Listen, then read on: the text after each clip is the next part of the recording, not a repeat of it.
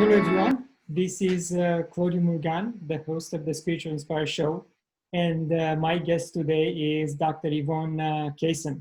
She's a family physician and transpersonal psychotherapist, retired, who taught at the University of Toronto.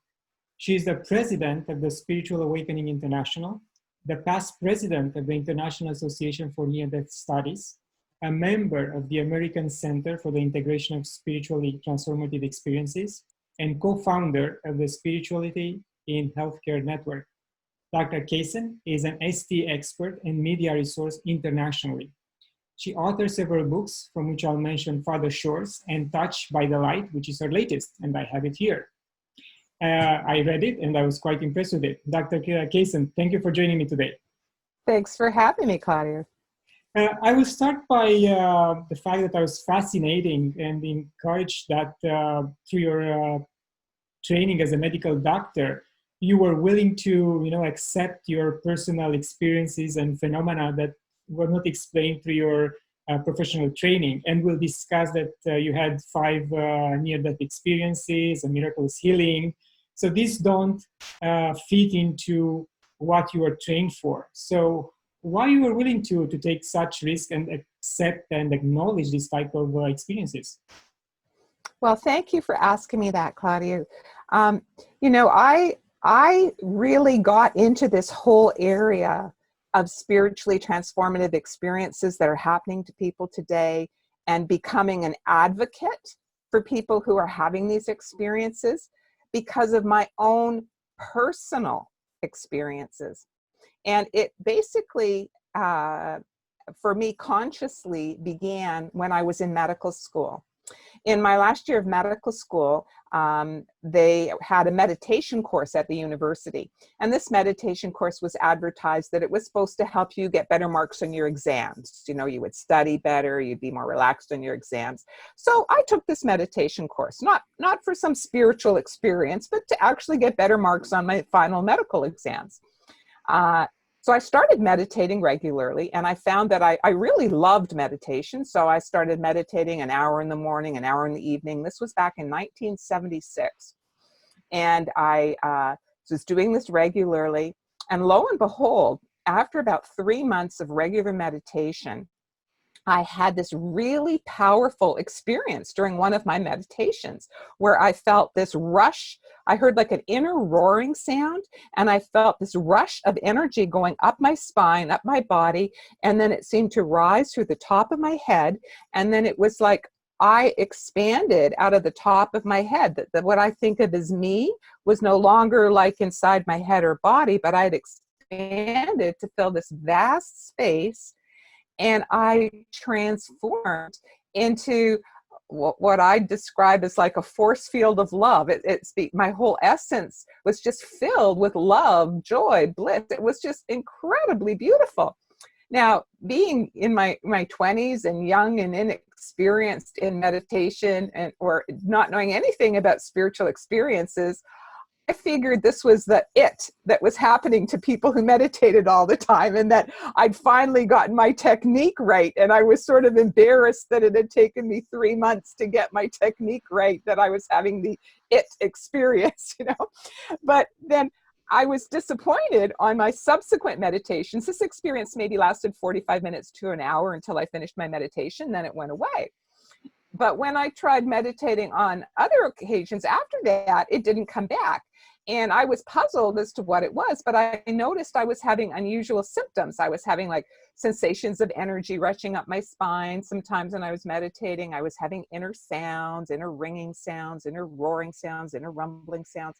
And now, many, many, many years later, I realized that what I experienced in medical school was in fact a Kundalini awakening. But I did not know that back then. But I was having this experience, and I just sort of put it aside because I was focusing on my medical studies and my exams, which I did very well on. And then I continued with my medical training. Well, lo and behold, I had another powerful spiritual experience in my medical training. When I was finishing my residency at the University of Toronto, I was sent for a month to Sioux Lookout in Northern Ontario. And I was assigned on this particular day, March 27th, 1979, on a medevac with a critically ill Native Indian woman. And we were going by airplane, a small twin propeller airplane. And March 27th of that year was the middle of winter. We flew into a very bad storm and the plane crashed. And we crashed onto the surface of a semi-frozen lake and the plane sank. And I had to get out of the plane while the plane was sinking. And I found myself in open water in a semi-frozen lake. I had to swim a very long distance to the closest shore. And this was in sub-zero weather with a snowstorm, a blizzard. I'm wearing heavy winter clothes, a parka, boots, etc. They were just pulling me under the water like lead weights. Fortunately, I was a very strong swimmer, but I almost drowned and I almost froze to death part way in my swimming to shore. And I'd gone under a couple times and I was really, really exhausted and my temperature was going down, I'm sure, from the cold temperature. And just the exertion to try and swim that long distance. All of a sudden, I heard like a whooshing, roaring noise, and I felt myself whoosh. My point of perception was whisked out of my body. And suddenly, even though my body was still alive and still swimming, that I found where I seemed to be looking down from about 20 to 30 feet above my body, and I was watching what was happening to my body down below. And it wasn't even as straightforward as that, because it really was like my consciousness was two places at the same time. That I compare it to like a split screen TV where you have the big image where most of the image is and then a little tiny image in the corner. What had happened is most of my consciousness was up above here, 20 feet or so above my body, but a little bit of my consciousness was still in that body that was struggling to swim to shore. And then I rose even higher in the bulk of my consciousness. And I went into this realm or space or place. It's hard to describe. I found myself in a realm that was filled with profound, powerful, unconditional love, and was also filled with light. Even though it was dark and stormy outside, this was a very soft but bright white light realm. I compare it to, the closest I've found to compare this white light is what it's like when you're rising up in an airplane and you're just right at the top of the clouds, right before you break to the sunny skies above, where it's all white and glistening around you, and it's a soft but very bright white diffused light. This was what it was like in this white light realm. But the most powerful component for me in the white light realm was the love. I felt so completely loved. I felt like I was home. This is where I belonged, that I was home.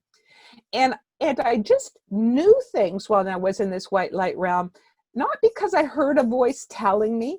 I mean, I did for an instant see a face of light, but then it seemed to disappear into the periphery of the white light, like disappearing into a cloud. I just seemed to know things somehow.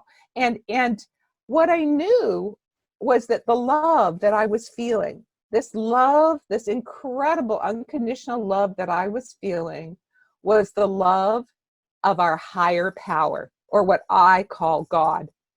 And God, as I was experiencing it, was not anything at all like what I had been taught God was supposed to be like in the church where I grew up.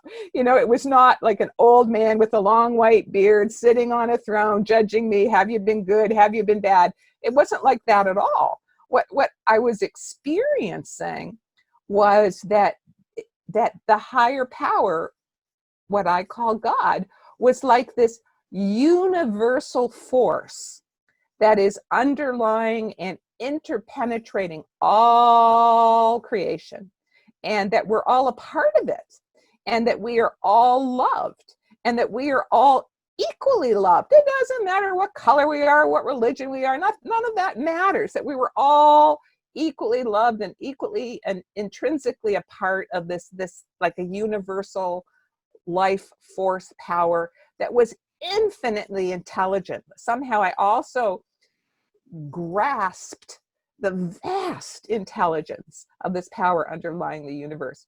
And I also knew while I was in this realm that there was absolutely nothing to fear in death.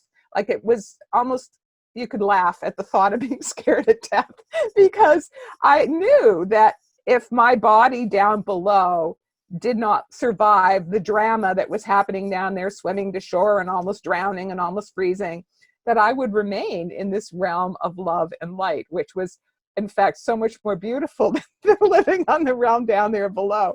So I watched with actually detachment. I didn't care whether my body lived or died, because I was feeling such joy, such love, such bliss in the light to see what was going to happen in the show below. And really how I experienced it was sort of like how when you watch a TV show on television, you know that whoever made the show already knows how it's going to end, but you're watching it to see, oh, let's see how they made it end, right? And so I had the sense that the divine higher power already knew what was going to happen, and I was just watching to see, okay, let's see what's going to happen in this show that's happening down below. Well, as it turns out, I was through a whole series of coincidences, and I talk about it in a lot of detail in my new book, Touched by the Light. A whole bunch of coincidences, if you believe in coincidences, or, you know, active grace of God, whatever, a whole bunch of coincidences led to the fact that I was successfully rescued and brought to the closest hospital by a rescue helicopter. And that was in Kenora in Northern Ontario. And I remember floating above my body and watching them put me on a gurney. The helicopter landed on the driveway in front of the hospital, and the staff came out with, you know, their little gurneys, and they laid me on one of those, and then they wheeled me into the emergency room. And I remember watching from above as one of the nurses was trying to take my temperature, and she was looking at the thermometer really puzzled, because she was not able to get a temperature reading. But as I was watching from above, it was really clear to me, well, you know, I'm colder than the bottom of your thermometer, and that's why you can't get a reading on me, because I was freezing to death. And I could feel my consciousness floating further and further away from my body. And I knew that I was dying, and I was totally at peace. And all of a sudden, I heard a voice say, boy, could I use a hot bath.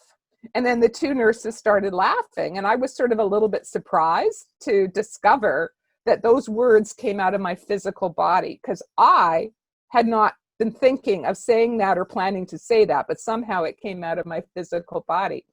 But lo and behold, that's exactly what my body needed. I needed to be rewarmed, and putting me in a hot bath was a really good way to reheat my body so that I wouldn't die. But the two nurses then talked to each other and said, hey, maybe we should take them to the hot whirlpool bath in the physiotherapy department, warm them up. So they trolleyed me down there, took off my ice encrusted clothes, put me in that hot whirlpool water.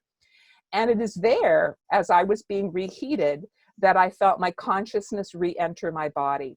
And what I experienced was, whoosh, I would imagine how it's depicted, like a genie being sucked into a bottle. I was in this big expansive place above, and whoosh, suddenly with a whisk, a whooshing sound through what seemed like the top of my head, I was being sucked into the small confines of my physical body.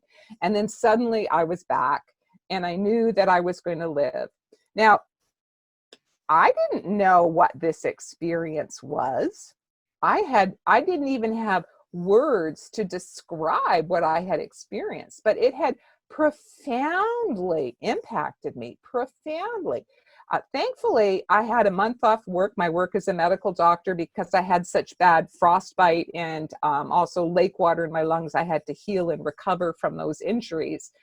Because during that month, I was really going through a transformation and integration, just trying to process what had happened to me. First off, I was sort of drunk with love. It was like I brought some of that love back with me, and I just felt so much love for everyone and for everything. I remember sitting in my home and looking out the front window, and I would see the squirrels, you know, running across the yard, and I'd have these waves of love coming out of my heart for the squirrels, right? Or I'd see some children playing down the street, and I'd have waves of love coming out of my heart for the children playing. when I'd listen to music, oh my goodness, you know, any theme that was inspirational, oh, I'd have waves of love coming out of my heart. It was really like I was just bubbling. Some of this love seemed to have come back with me. I completely lost my fear of death through this experience. I knew it was a joke to be afraid of death, that there's nothing for anyone to fear in death. And I also knew in my heart of hearts that all of the world's religions were all trying to understand the same one truth, no matter what name we called it, Brahma, Allah, Great Spirit, the Force, God, that it was the one reality. And, you know, that one reality gets it because it is so much more vast and more intelligent than us. He understands, it understands. And so I became much more tolerant of people with different religious views. And also it had a healing effect on me in terms of relationships, because I had been feuding with my father for many years. You know, teenagers and young adults, you get into these conflicts with your parents, and I'd been feuding with my father. But after this experience, I was so filled with love that I called up my dad, and I phoned who I hadn't been speaking to for a while. And I called up my dad and I said, Dad, I love you. Let's be friends. And I forgave my father. And, you know, it's not that my father changed.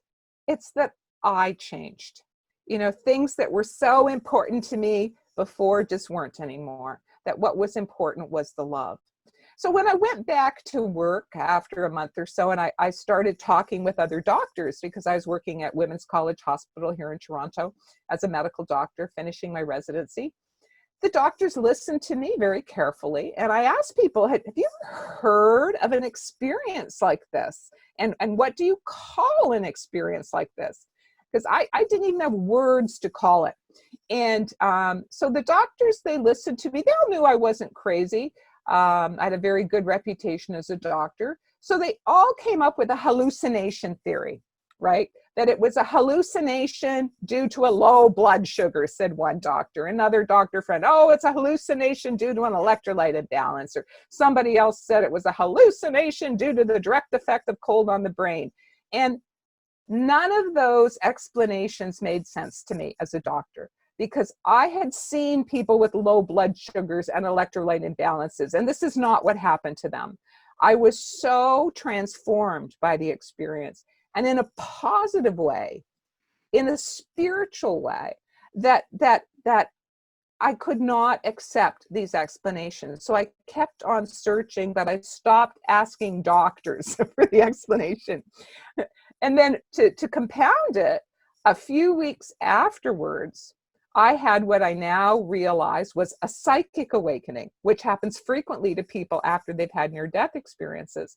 I had my very first clairvoyant experience. I was stopped at an intersection in my car. I was driving to visit a friend, and you know, I believe it was at Bayview at Eglinton. If you know Toronto, I'm stopped at a red light there, and all of a sudden, in my mind's eye, I get a clear visual image of my friend's brain covered in pus.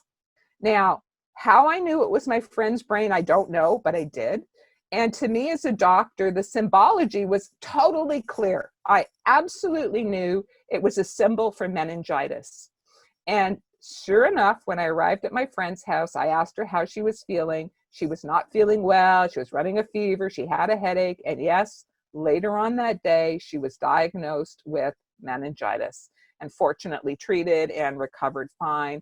But this was the first of many psychic experiences, clairvoyance, clairaudience, clairsentience, past life recall, that started happening to me. So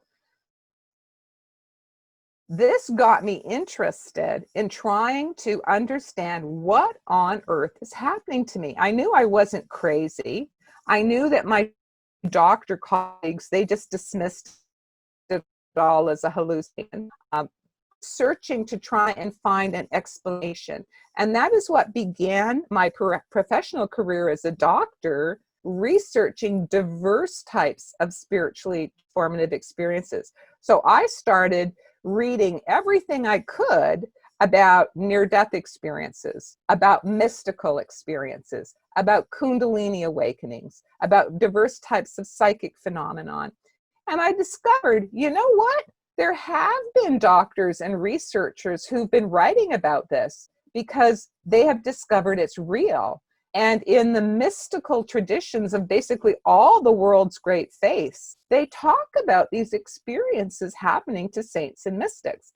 And I was particularly drawn to yoga, that I found the best explanations that I could find for the sorts of experiences that I was having was in the yogic tradition. In fact, in 1977, that was after my Kundalini awakening, I had traveled to India with a group of people in a meditation group, and I met Gopi Krishna.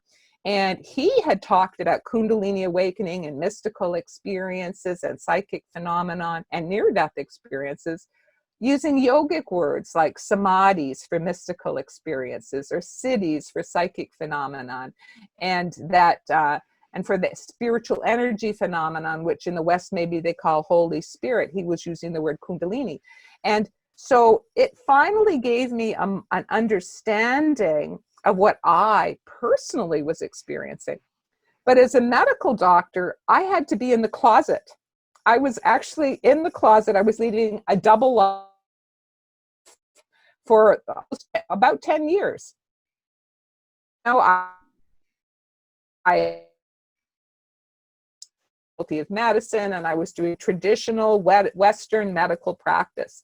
But in my private life, I was researching these diverse spiritual experiences, and I was a yogi. I was meditating regularly, and I was having more and more of these experiences. So add to that the next piece that happened, which was people, patients. Somehow through the universe, somehow through word of mouth, people who were having various types of spiritual experiences started coming to see me in my medical practice. They wanted to talk to a doctor who would believe them, who would not immediately say they're crazy, they're imagining, they're hallucinating. And so over these 10 years, more and more and more people came to me, and they were telling me their stories as my patients in confidence about having mystical experiences, many types of mystical experiences, about having Kundalini awakenings, about having all sorts of psychic phenomenon, including past life recall, and of having near-death experiences.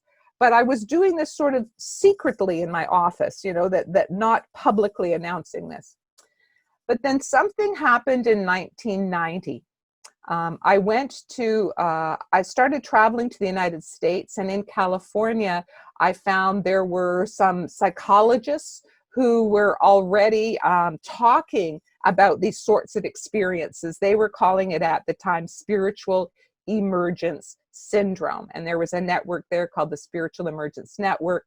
And in fact, they had 2 universities there that were doing psychology degrees that were integrating awareness of spirituality and spiritual experiences into their training programs. That was the Institute for Transpersonal Psychology and the California Institute for Integral Studies. So when I traveled to California and to this conference put on by the Institute for Transpersonal Psychology and the Spiritual Emergence Network, it was on Kundalini awakening.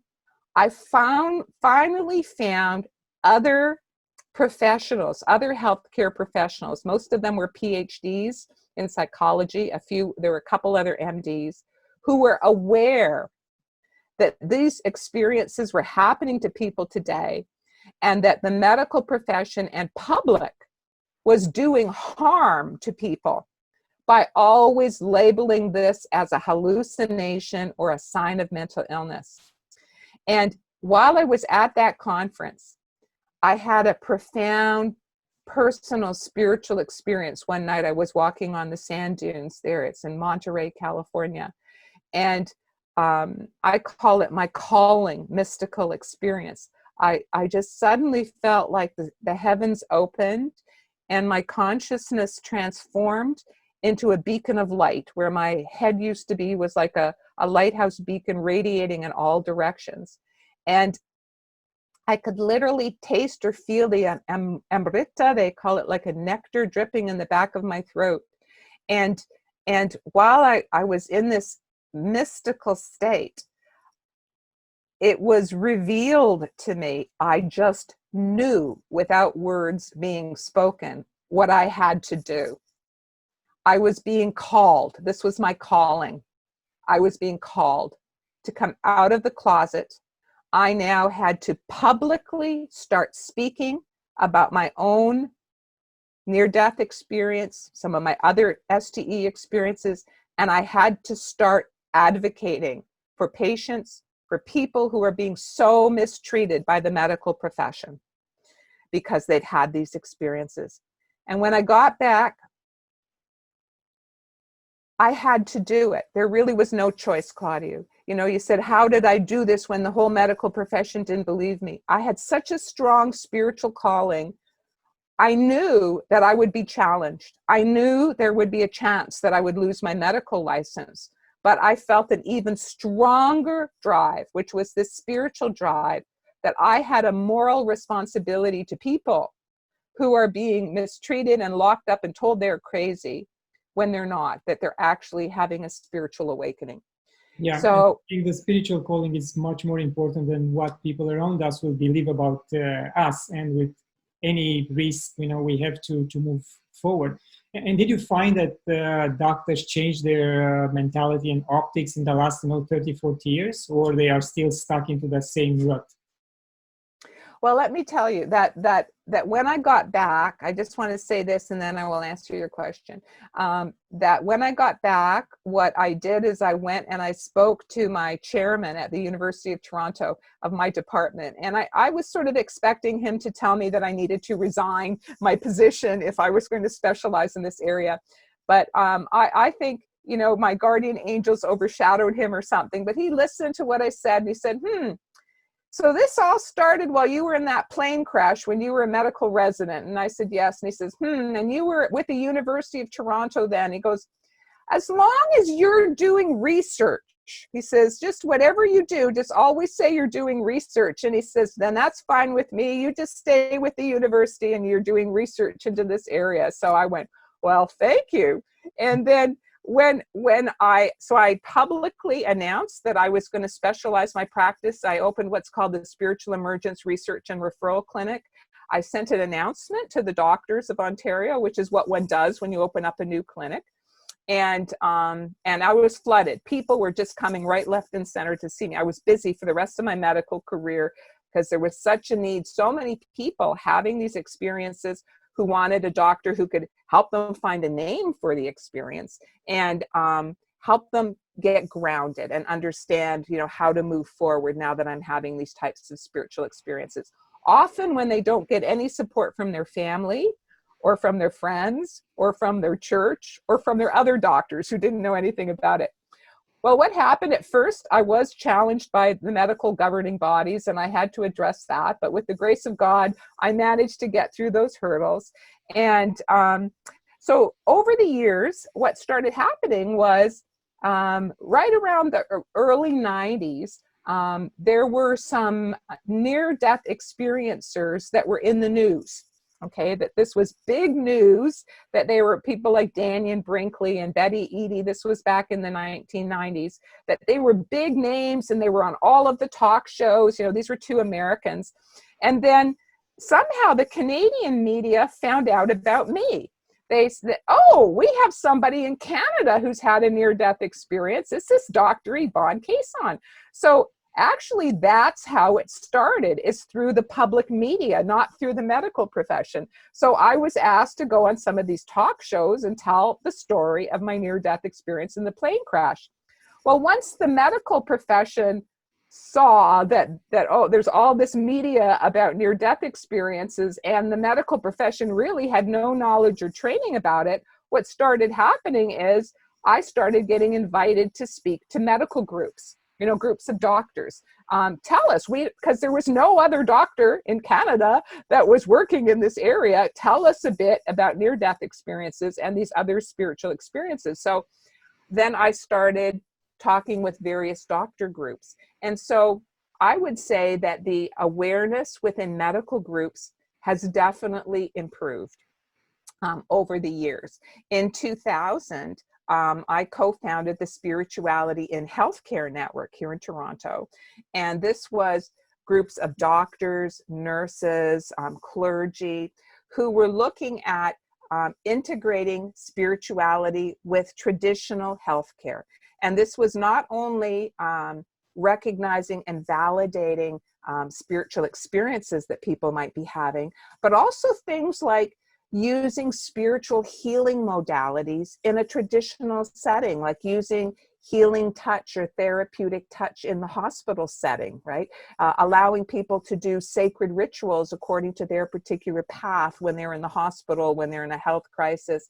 And there was so a small but growing group of doctors and healthcare professionals that were interested in bringing these together.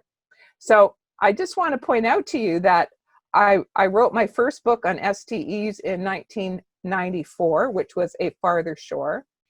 And lo and behold, in February of 1995, I was involved in another near-miss plane incident, this time in a large Air Canada plane that had to suddenly abort its landing right before touching down at Toronto International Airport. This was in an ice storm with heavy winds, and it had lots of ice on the plane. There evidently were coyotes on the runway, and the pilot had to abort the landing in order not to hit the coyotes and have a crash. But he didn't have enough airspeed, and the plane was heavy with the ice on it, and the plane was shaking like crazy, and the engines were revving like crazy, and everyone in the plane thought we were certainly going to crash and going to die. People were crying, and people were vomiting in their throw-up bags, and when this happened to me, I thought, oh, I was meant to live through that other plane crash so that I could do my work and write my book, but now I'm going to die today in this plane crash. And I had learned in my spiritual studies by that point that if you're going to die, the most auspicious way is to die consciously, awake. And so I immediately went into meditation posture. I prayed for God to look after my son, which was my only worldly attachment. And I went deep into meditation to go into the light where I'd gone before, because I was quite certain that I was about to die. And I immediately went into a near-death experience. I immediately found myself out of body again. This time I was traveling upwards through a dark space, or maybe what some people call a tunnel. And I was consciously, it wasn't that I was just being pulled. I was swimming with the current, that with my meditation, I was pushing my consciousness to go as deep as I could, as high as I could, to go straight to the light, stop nowhere in between, none of those lower astral planes. I was trying to get right up into the light. So I was really focused intently on getting up to the light. And what happened then, as I'm going upwards through this tunnel towards the light, is I had a life review.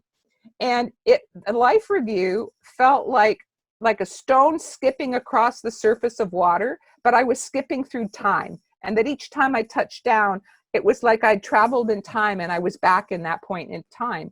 And it was as if I really had time traveled, as if I was there. And I could feel, hear everything as if I was in that particular point in time. And I touched down in 3 of my peak spiritual experiences in my life. That's where I touched down. I touched down first in the white light realm of my near-death experience back in 1979. And it felt like I was there, and then whoop, I jumped out. And then I was in my calling, mystical experience I told you about in Monterey, where my head transformed into this. Suddenly I was there and I was feeling it and I was tasting the Amrita, and then whoop, I jumped out again. And then I went to a strong mystical experience I'd had in my meditation back in about 1994. And then I jumped out of that. And then suddenly I'm in this space again, going up towards the light. And the color around me had changed now. It had changed to a very deep blue, almost like a navy blue. And as I kept traveling upwards, then all of a sudden, my passage was stopped by a being of light. And this being of light was that same blue that my surrounding was, that deep blue. And it was luminescent. And this being appeared most extraordinary. I'd never seen anything like this before, and I've never seen anything exactly like this since. This being of light seemed to have 4 arms, and the arms were held in specific postures. One of the legs was held up as if it was dancing. So this looks a little bit like the statue of the dancing Shiva that I have seen since then. But this particular being was half male and half female. On the left, it was female, and on the right, it was male. And it seemed to me that it was perhaps a messenger or an angel or something like that, but with the most extraordinary form. But it was blocking my path. I couldn't go forward anymore. And it mentally or telepathically communicated to me, it is not your time. And boom, just like that, suddenly I'm back in my body, I'm back in the plane, and the pilot's still wrestling to try and get the plane to not crash. And it seems like my third eye was wide open. I could see like a force field or hands of white light around the plane. So I knew we were going to be all right. I knew we were not going to crash. It took a little while, but finally the pilot managed to get the plane up, and then we circled around. And then after they cleared the coyotes, we later landed at Toronto International Airport. But this had even more powerful after effects on me than the former plane incident. Because what happened to me is when I got off that plane and I'm picking up my luggage from the luggage carousel and coming home, I literally felt like I had no skin. It was like the boundary that was separating me from the world around me was gone. It was a most unusual sensation. And when I got home from the airport, I had a very, very, very deep sleep that night. And when I woke up the next morning, I was in a state of communion. And what I mean by a state of communion was, it literally felt like I did not have a top of my head. That where the top of my head used to be was open, and I was directly connected to this vast ocean of consciousness, which I call God. And, that might sound very grandiose to say that, but the experience itself was not grandiose at all. It was actually a very humbling experience, because at the same time as I was experiencing my connection to the infinite source, I could also perceive that everyone else is just as connected as I am. The only difference is that they were having like a veil that was blocking their ability to perceive it. It's that I was living it and I knew it. I was experiencing it 24/7.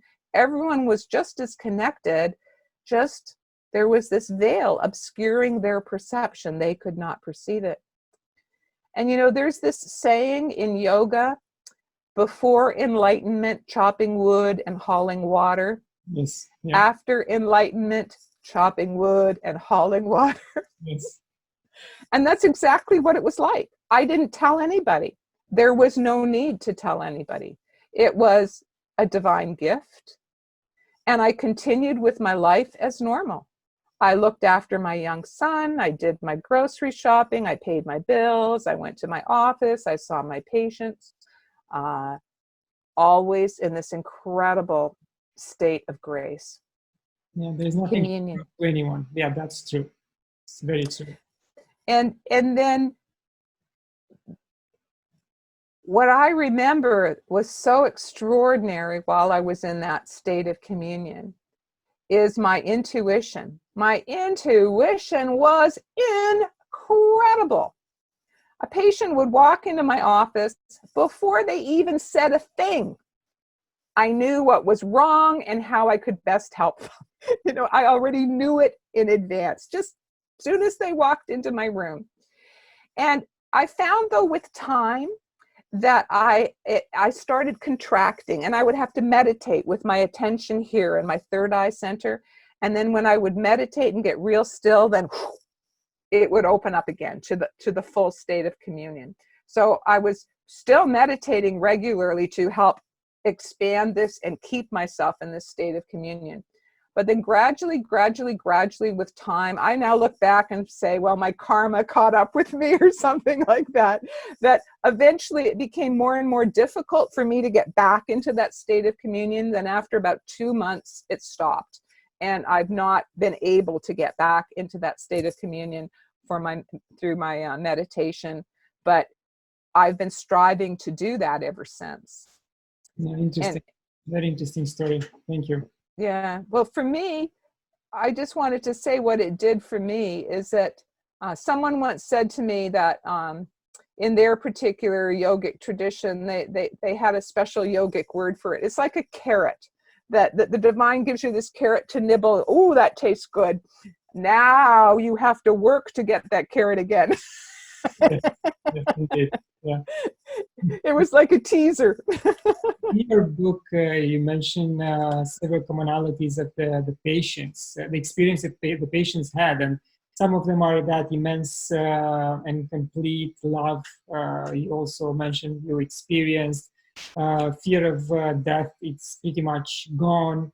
But also another aspect, which I don't think it's a positive one, is the fact that people around or surrounding these individuals who have the experience don't understand them. Also, the church, which is supposed to be a safe place, don't understand and don't want to accept this type of experiences as something normal. Why do you think the church is still, again, stuck in the old mentality and they don't want to go along with the new discoveries, scientific and at the personal level? Mm-hmm, mm-hmm. Well, I think it's a matter of awareness and understanding, or a lack of awareness or a lack of understanding. That what seems to be happening in our society in general on many topics is that those who are on power, who are on top, are sometimes the last to figure it out. That it's the people at the bottom, who say, listen, we would like things to be a little bit different, and our understanding is a little bit different. And I think that is happening with awareness about near-death experiences and other spiritually transformative experiences. So many people are having these experiences and now with the media and with the internet and with podcasts like yours, so people all over the world are discovering, hey, I'm not the only person having these experiences. There are other people all over the world. There are names for these experiences. They are not crazy. So they are creating a pressure from the bottom, which is pushing up. So medical doctors and perhaps some churches and clergies and pastors are now learning about this too, because hey, it's happening to doctors, it's happening to clergy, it's happening to pastors, it's happening to their constituents and their patients. So it is gradually changing, but I think that the issue was the top down versus what people are actually experiencing. And the other thing about churches is that, you are very, very blessed if you are incarnated at the time that the God realized, the illuminated master, who is the founder of the faith, is alive. But most religions, most religious paths are now, it's thousands of years, hundreds or thousands of years since the illumined teacher was on the planet. So there's been much misinterpretation along the way, because the people who followed, maybe they were leading that particular church, but they're not illumined themselves. And so this leads to dogma and rituals and things that are really not understood. And so what I've experienced with people who've had various sorts of spiritual awakenings, and I want to mention that the group that I've recently founded is called Spiritual Awakenings International, that we're trying to raise awareness around the world about the diverse types of spiritual experiences people are having, so that if you're not getting that sort of understanding from your particular church, not that your church is bad, but just that the people don't have the understanding, don't have the knowledge, don't have the awareness. So I'm being very compassionate for them, because I think churches are fulfilling a service to instill moral values, ethical values, spiritual values, the value of prayer, the value of meditation, even if there is some misunderstanding there. You know, who's perfect in this world? So very hard to find anything that's perfect in this world. So I think that is something valuable that the churches of the world are providing. But in terms of on a deeper personal level, you know, some of things like my book, Touched by the Light, about experiences that people are having today, and teachings like Paramahansa Yogananda, Autobiography of a Yogi, which is very, very current. And that Yogananda, for example, it's just natural. It's just part of the spiritual awakening process happening in people, that we will have these sorts of experiences, and that these sorts of influences can help ground people, because they're getting accurate information about what's happening to them. They realize they're not alone, that other people in the world are having them. They get a name that it can call them, that's not a hallucination. It can be a clairvoyant episode, or it could be a mystical experience, or it could be a psychic awakening. And in yoga, all of these things are understood as a normal part of the awakening process. So if we do have time, Claudiu, I would like to tell you about my most recent near-death experience. Please go ahead. Which happened in 2003.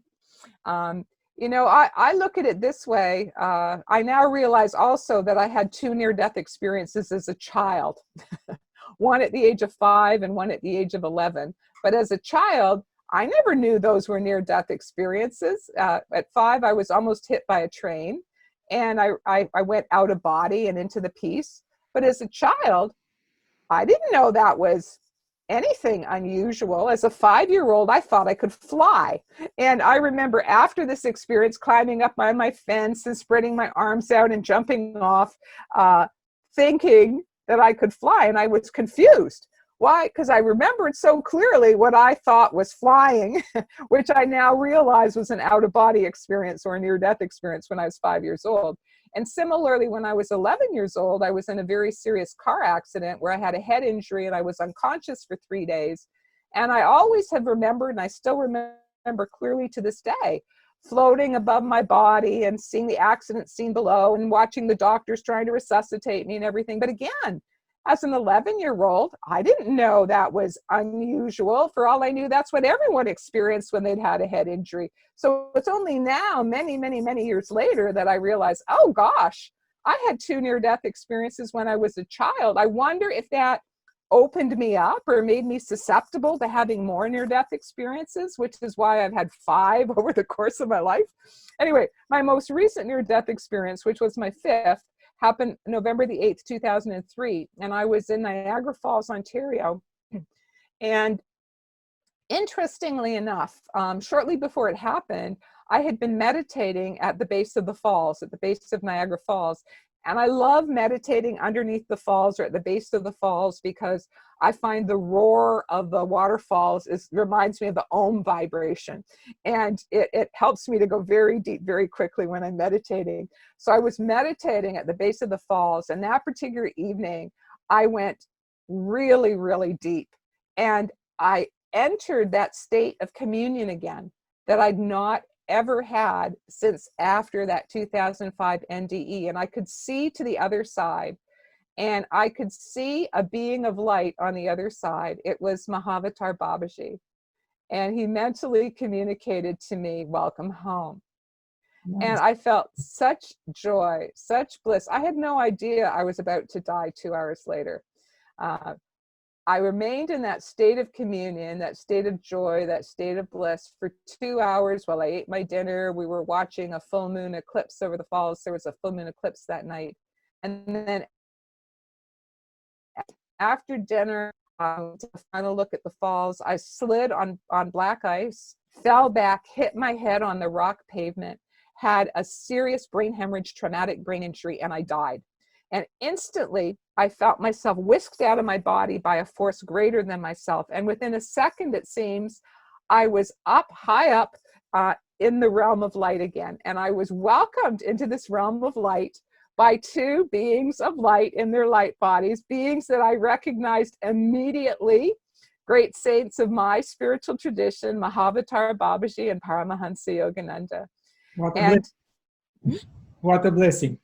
what a blessing. And they mentally, telepathically communicated to me that I had died.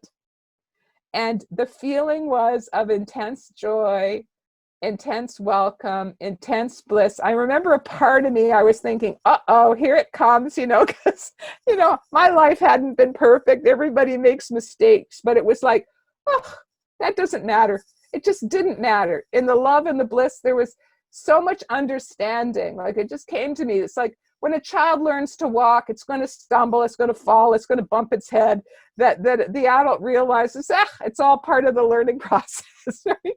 And so the things that I was worried I would be judged for, that was all just part of your learning experience. And I felt so much love and so much joy. And I went into, I call it a realm of pure consciousness, because it no longer had like visual images. I wasn't like seeing things anymore, but I was understanding vast amounts of information all at once. It was like my brain had the capacity somehow to just take in a vast amount of information all at once. And there was this feeling like time was different over there. It was like as if past, present, and future somehow all coexisted, as if it was all like different movie theaters happening at the same time. Very hard to explain down here, but on the other side, it all made complete sense. And in this sort of timeless time and space where my consciousness was able to take in vast amounts of information all at once, I don't know the word to say. I re-remembered. It was like the forgetfulness was taken away. I re-remembered all of my past lives. And I could see the pattern too, sort of like a jigsaw puzzle where all the pieces were put together, and I could see the pattern, how all my past lives fit. And I had like an aha experience that, suddenly my rather unusual life as Dr. Yvonne Kason suddenly made sense why I was having all of these spiritually transformative experiences and near-death experiences, because, guess what? That was happening to me in past lives too, that this has been part of my journey in past lives.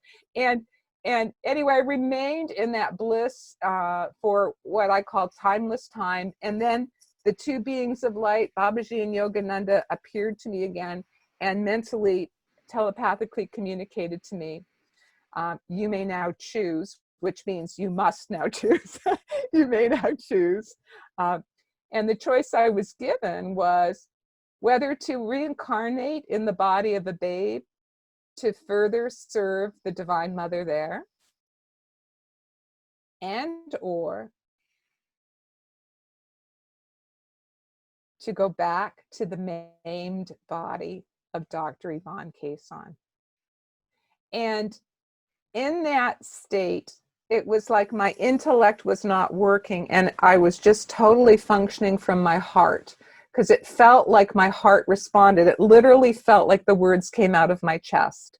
And my heart, and I was in such bliss and ecstasy in that white light realm, my heart responded, "Oh, masters, please guide me. What is the higher choice? I want to do God's will." Interesting. Yes.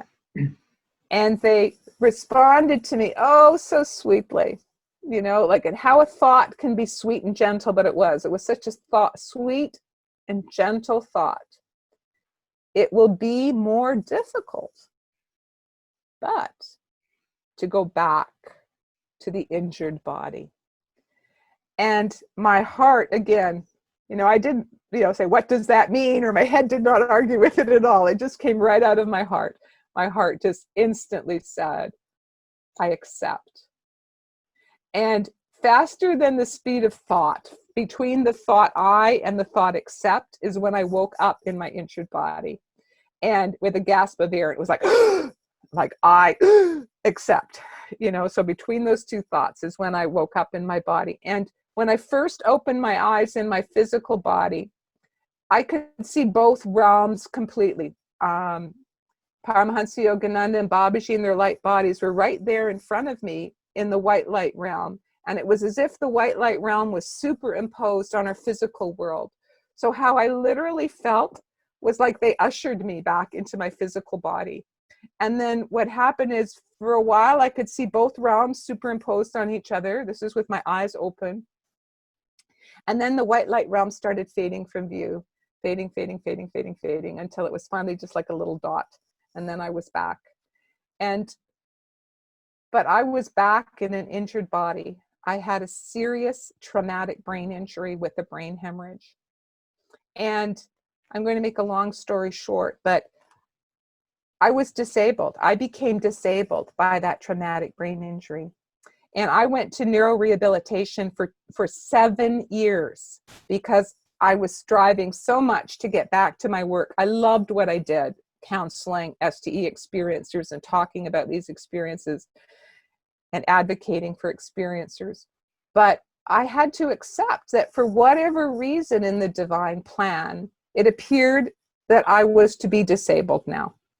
And so that near-death experience was like a life ring for me in the storm, because there were so many challenges. There were physical challenges, there were financial challenges, there were emotional challenges. And people would say cruel things like, boy, Yvonne, you must have had some really bad karma that you would get this disability. And inside of me, I would hold on to my experience I had in the light. And I just knew that was not true. I knew that God's plan was loving for everybody. And I knew that God's plan for me was loving. And that there was some higher wisdom in why I was having this experience. And it was good. And it was loving. And it was not a punishment. And I hung on to that. And during these years, I had lost my ability to meditate in the head injury. That was one of the things that I lost. And I had to work very, very hard to get my ability to meditate back. And I was determined I was going to get my ability to meditate back. So I spent more and more time on meditation retreat as much as I could and trying to lengthen my meditations. Then a miracle happened. And I just accepted that how I was going to serve now was through my prayer and meditation, that was the way that Divine Mother wanted me to serve. That the outer work, that's for everybody else now, that I was to serve through my prayer and meditation. And I adapted to that, accepted that, embraced it with joy. Then on February 24th, 2016, when I was meditating deep in a meditation at the Self-Realization Fellowship Retreat in Encinitas, California, I had a miracle. I had a spontaneous brain healing experience when I was meditating. And what I experienced was inwardly, I could perceive it was like a fountain of light erupting in the center of my brain. It was liquid light flowing in the center of my brain. I could perceive it inwardly. And the sensation was that a part of my brain that had been in darkness or asleep for 12 years, suddenly the lights came on and it woke up. And it was literally like a waking up experience in the center of my brain. And my brain was healed. So you can see that Paramahansa Yogananda was there pretty much, and he followed up on what happened in 2003. It certainly seems that way. So 12 years after I was disabled, and according to modern science, that's sort of impossible that a brain would heal 12 years after the injury, but it happened. And in the first year, the message I was given inwardly was pass on what you have learned, because my intelligence, my memory had never been damaged. So I still had all the wisdom and learning that I'd had before, and would have been enhanced by my 12 years of intense meditation practice. So pass on what you have learned was the inner message I was given. And at first it seemed that how I would do that is through my books, because I wrote 2 new books, and my new book, Touched by the Light, which is over my shoulder there, came out in fall of 2019. That is the first book I wrote after my healing experience. But then I realized I'm going to have to start speaking and giving podcasts and speaking at conferences, etc., for people to know that what's happened to me, and to be able to know that I have a book that I'd like them to read about spiritually transformative experiences. So I started, speaking at conferences. Then I was invited to become the president of the International Association for Near-Death Studies. So I did that last year. But then this year, I've stepped down away from that, and I have now launched a new global network to raise awareness about spiritual awakenings and spiritually transformative experiences.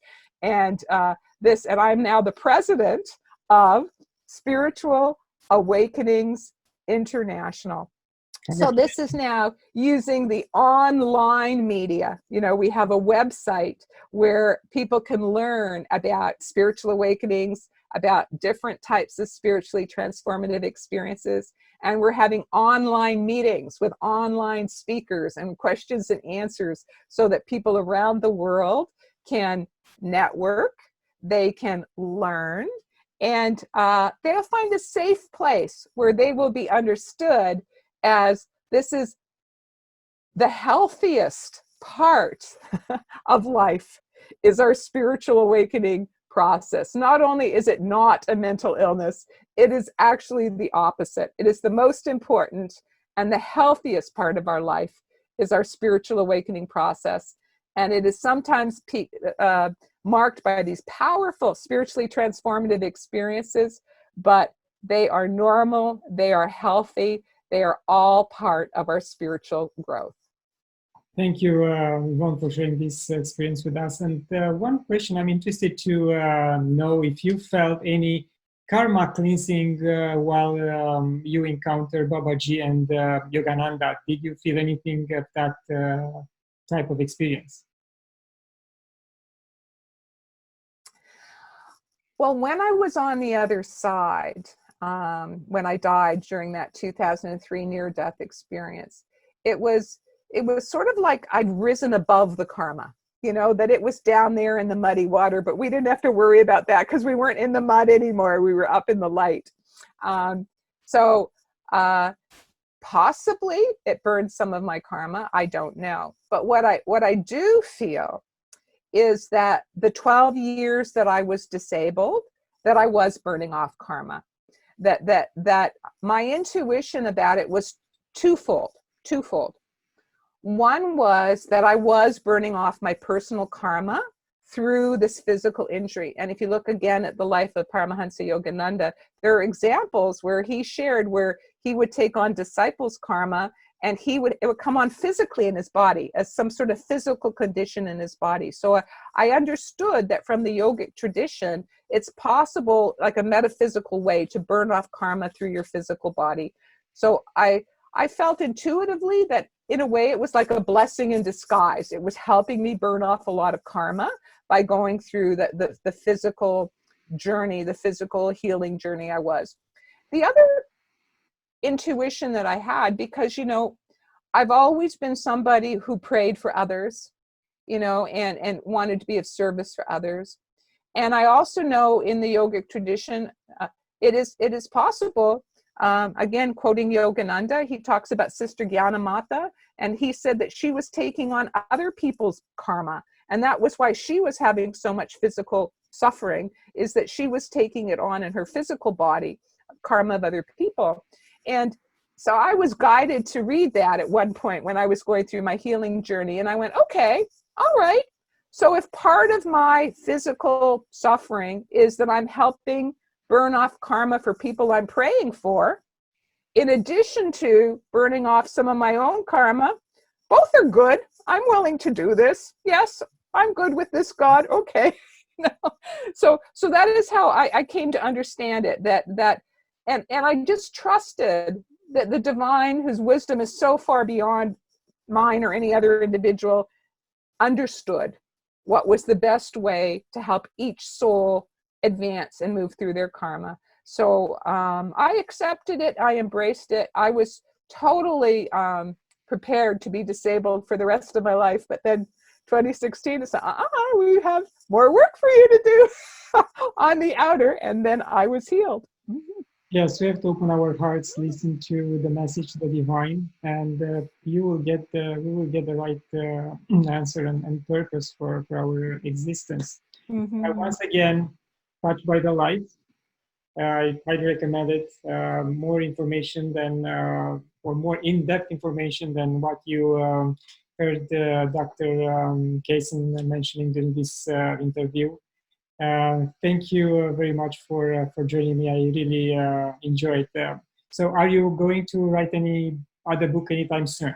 Oh, yes, absolutely. I've already written my next book, which is a memoir. So hopefully it'll be published in the next year or so. And then I do plan to write at least 2 more books. I plan to write one book about my healing journey from traumatic brain injury, because I want to help inspire people to have courage and to not give up. You know, that there's always hope for healing. And even in the throes of the challenges, I believe it is so important to focus on the cup half full rather than the cup half empty, to always look at the positive. And that was really, really important to me, having a positive mental attitude going through my healing journey. So that's a book that I'm also, it's actually next on my list to write. Again, thank you very much for joining me, for the words of wisdom you shared with us today. And for my viewers, thank you for watching. Please don't forget to share these interviews with others. Subscribe to my YouTube channel and support me at patreons.com/Claudiu Murgan. Until next time, love and gratitude.